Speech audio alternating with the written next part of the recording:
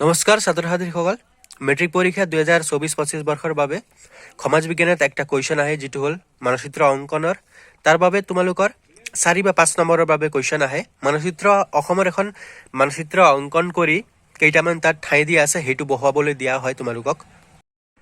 মই মোৰ এজন ছাত্ৰক অসমৰ মানচিত্ৰ অংকন কৰিবলৈ দিছিলোঁ, সেইটো মই আপোনালোকক দেখুৱাই আছোঁ।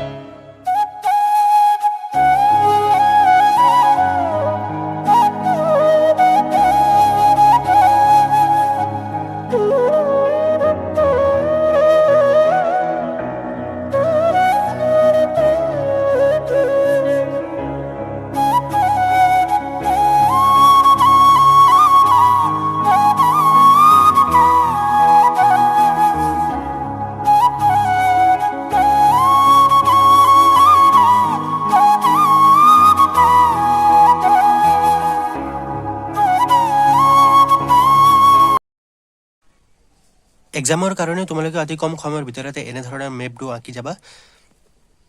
আৰু লগতে দিয়া ঠাইকেইটা তুমি যদি বহুৱাব নোৱাৰা বা অসমৰ মানচিত্ৰ অংকন কৰি পেলাই দিশসমূহ বহুৱাই দিবা। তাতো তোমালোকে 4 নম্বৰৰ ভিতৰত 1 বা 2 নম্বৰ তোমালোকে পাই যাবা।